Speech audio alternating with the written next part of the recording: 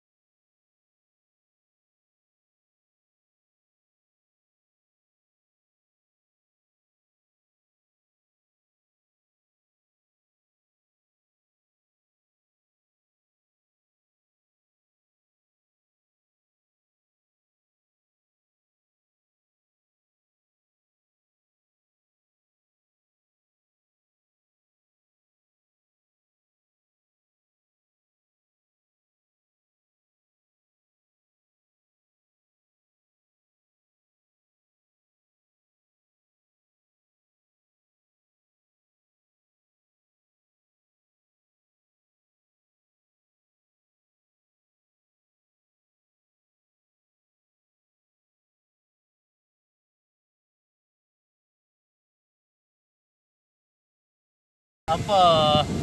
Hari ni kita apa orang kata? Jackpot. Kesultanan Tapi cuma ni cuma. Satu lubang. Melekat satu lubang. Ni saya terkena skop sikit kena skop. Satu lubang. Lekat. Ya. Ada lagi. Okey ah. Ada duit. Ada lagi. Ada lagi. Oh, ni dalam sikit kena ambil skop leh.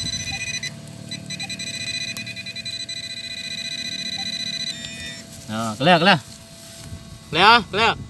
Bye. 8 hours later. Okey, bersua kembali bersama Abang Iwan Okey, kita tengok hasil kita ber-MD di kawasan rumah lama Rumah lama di area chalet Abang Iwan, rumah chalet Kuala Linggi. Okey, ini antara yang barang-barang yang kita dapat lah. Okey, yang pertama saya dapat sudu tembaga Okey, tapi tak tahulah daripada tahun bila. Okey, masa kita scan tu mungkin terkena skop lah belah sini, jadi dia jadi kemek. Okey, kita dapat satu sudu tembaga. Okey, kita dapat dawai lama. Dawai apa benda pun tak pasti, saya pun tak tahu. Okey, kita dapat duit settlement 4 keping 1 2 3 4 dan 5 keping. Satu lagi ni duit settlement juga, tapi duit petak lah. Okey, petak ni dia bermula daripada tahun keluaran dia lah. 1919 sehingga tahun 1958 dia ada merangkumi 3 raja lah. 3 raja Britain British Okey. Yang pertama King George. Okey, lepas tu King George anak dia juga. Okey. Lepas tu barulah Queen Elizabeth. Queen Elizabeth ni sampai sekarang lah dia memerintah England. Okey, sebelum kita merdeka kita menggunakan duit petak lah. Kebanyakan memang duit macam inilah, petak. Okey, duit ni kiranya common lah. Biasa kita dapat mana-mana kita MD pun mesti dapat duit petak ni. Okey, MD mana sana sini pun mesti dapat duit petak. Sebab apa? Ini kiranya macam duit kita sekarang lah, duit Malaysia digunakan seharian Okey, nilai dia 1 sen 1 sen. Okey. Dan ada juga duit inilah. Ni pun duit settlement juga. Okey, yang ini kiranya moyang kepada Queen Elizabeth lah. Queen yang memerintah sekarang ni. Okey, Permaisuri Elizabeth, Queen lah, kita panggil dia Ratu Elizabeth. Okey, dan ini pula dia punya moyang lah. Moyang dia adalah Queen Victoria. Okey, Victoria ni dia kiranya antara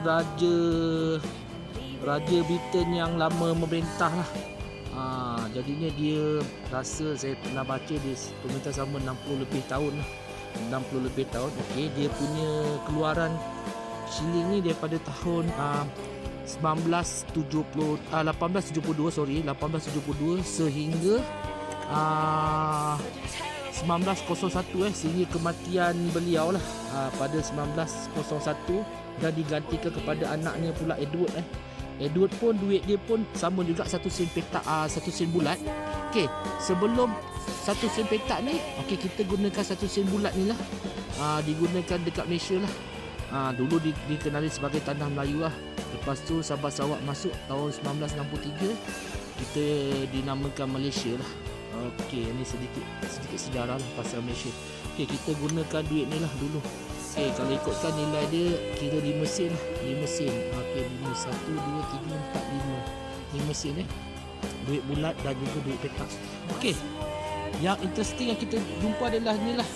Ini tali pinggang tentera tali pinggang tentera. Okey, jadi tali pinggang ni, okey, kita boleh gambarkan lah dekat sini. Okey, jadinya ini tali pinggang, ini macam ada tali, bukan tali, ada macam kulit lah, kulit mungkin warna coklat ataupun hitam.